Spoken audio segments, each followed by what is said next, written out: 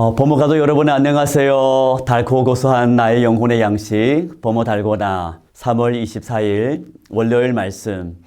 오늘은 우리가 함께 이사야 11장 말씀을 통하여서 하나님께서 우리를 향한 메시지를 듣기를 소망합니다.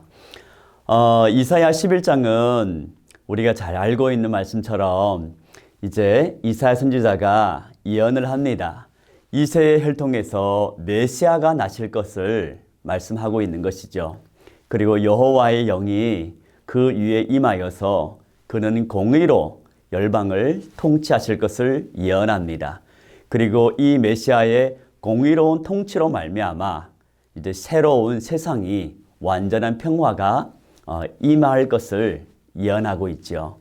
그리고 남은 자들, 그리고 하나님의 백성들 결국 돌아오게 될 것을, 마치 이스라엘 백성들이 애굽에서 나올 때처럼 다시 돌아올 것을 예언합니다. 회복을 말씀하고 계시는 것이죠. 오늘 이 말씀을 통하여서 저와 여러분의 삶 속에서 이렇게 세 부분으로 한번 적용해 보았으면 좋겠습니다. 가장 먼저는 성도는 하나님의 말씀이 반드시 성취됨을 믿어야 한다는 것입니다. 이 예언이 선포된 후로부터 700년 뒤 예수 그리스도께서 이 땅에 오십니다. 그러니까 이 예언은 1차적으로 예수 그리스도의 초림으로 인하여 성취된 것이죠. 그리고 궁극적으로는 예수 그리스도의 재림으로 이 예언은 완전히 성취되시는 겁니다. 우리가 신앙생활을 하면서 우리가 늘 고백합니다. 그리고 늘 가까이 합니다. 그것은 하나님의 말씀이 진리라는 것이죠. 그리고 우리는 늘 성경 말씀을 읽고 또 설교를 듣습니다. 그러나 이 말씀이 정말 하나님의 말씀인 것과 동시에 이 하나님의 말씀은 신실하시어서 하나님께서 반드시 그 말씀을 성취하시고 그 말씀이 이루어진다는 확신이 저와 여러분의 삶에 있어야 합니다. 성도는 하나님의 말씀을 대할 때 이 말씀이 그냥 세상 지식처럼 대해서는 안 되겠죠. 이 말씀이 살아계신 우주 만물을 창조하신 하나님의 말씀이기 때문에 이 말씀을 우리는 귀 기울여 드려야 합니다. 그래서 이 말씀이 반드시 이루어진다는 것을 믿을 때 비로소 우리 안에 담대함과 영원한 하나님의 나라에 대한 확신이, 소망이 가득 차게 된 것이죠. 그리고 그 믿음과 그 소망으로 인하여서 우리는 지금 현재 있는 세상의 고단한 삶을, 그리고 세상 사람들이 말하는 그 절망적인 삶을 우리는 이길 수가 있게 되는 것이죠. 두 번째는 성도는 하나님을 기뻐하고 공의를 행하여야 한다고 성경은 우리에게 말씀해 주고 있습니다. 3절 말씀에 그가 여호와를 경외함으로 즐거움을 삼을 것이며, 메시아가 여호와 하나님을 경외하는 것을 즐거워하고 있었다는 것입니다. 하나님을 가까이 하는 것, 하나님을 사랑하는 것, 하나님을 예배하는 것, 하나님의 말씀대로 사는 것, 그것이 여호와 하나님을 경외하는 것이죠. 그것은 결코 너무 고단하거나 그리고 우리를 하여금 힘들게 하고 우리를 하여금 고통스럽게 하는 일은 결코 아닙니다. 정말 복음 안에 있는 사람은 하나님의 사랑이 그토록 충만하여 하나님이 그토록 우리를 사랑하신 것을 알므로, 그리고 하나님의 말씀이 참으로 진리인 것을 알므로 그 말씀 가운데 거하기를 기뻐합니다. 하나님을 경외하며 하나님과 동행하기를 원하시는 것이죠. 그러면 자연스레 진리 가운데 거하는 자는 당연히 공의를 행하게 됩니다. 마음의 긍휼함을 품게 됩니다. 사람들을 측은히 여기게 됩니다. 그러다 보면 점차적으로 예수 그리스도를 닮아감으로 하나님의 마음을 품음으로 마음의 여유가 생길 뿐더러 사람을 향하는 이해심도 넓어집니다. 그리하여서 그는 하나님과 동행하며 공의를 행하고 그리고 긍휼을 마음에 품고 인자를 베풀며 살게 되는 것이죠. 성령을 모신 성도는 하나님을 기뻐합니다. 하나님과 동행하기를 즐거워합니다. 성령을 모신 성도는 공의를 기뻐합니다.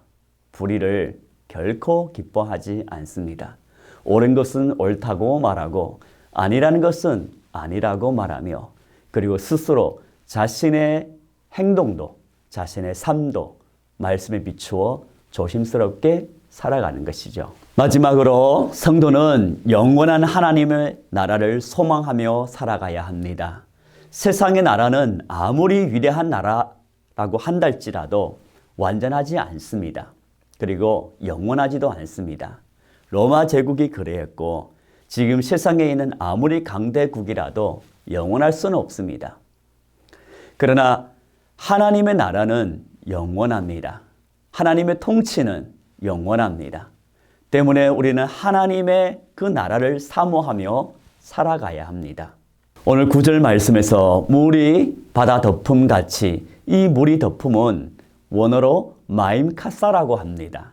노아 시대에 임한 홍수 상태를 묘사한 말씀인데요. 창세기 7장 20절에서 동일한 표현이 나옵니다. 이사야 선지자는 이 단어를 통하여서 여호와 하나님께서 창세기에서 물을 통하여서 온 땅을 심판하듯이 이제 진리의 말씀으로 여호와를 아는 지식으로 하나님을 경외하는 하나님의 백성들로 인하여서 온 땅을 새롭게 하신다는 말씀이죠. 성도는 실로 그날을 고대하며 소망해야 합니다. 그날은 온전한 날입니다. 그날은 정말 이사야 선지자가 말씀하신 것처럼 더 이상 죄가 없고 해함이 없고 눈물과 고통이 없는 그날입니다. 우리는 그날을 잘 알고 있습니다. 예수 그리스도께서 오시는 그날에 주님께서 반드시 이루어 주신다는 것입니다. 때문에 성도는 그날을 소망하며 영원한 것을 위해 영원하지 않는 것을 결코 포기할 수 있는 사람들이란 것이죠. 오늘 하루 저와 여러분의 삶에는 하나님의 말씀은 반드시 성취되신다는 것을 확신하며 하나님을 기뻐하고 공의를 행하며 또한 사람들을 향하여서는 국률한 마음을 품고 인자를 행하고 무엇보다도 영원한 하나님의 나라를 소망하고 그 나라를 위하여 살아갈 수 있는 저와 여러분 되기를 주님의 이름으로 축원을 드립니다. 기도드리겠습니다.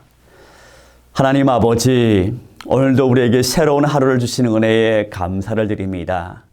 주의 말씀은 변함이 없고 주의 말씀은 반드시 성취됨을 믿습니다. 그리고 오늘 하루 저희들의 삶 속에서 하나님과 동행하며 하나님을 즐거워하고 하나님께서 기뻐하시는 공의를 행하며 또한 인자함을 베풀 수 있는 저희들이 삶이 되게 도와주시옵소서. 결코 영원한 나라를 향한 소망이 저희의 삶에 끊겨지지 않고 날로 새로워져서 하루하루 살아가는 동안에 천성을 바라보며 믿음의 경주를 끝까지 잘 달려갈 수 있도록 주님 우리를 도와주시옵소서. 예수님의 이름으로 기도드리옵나이다. 아멘.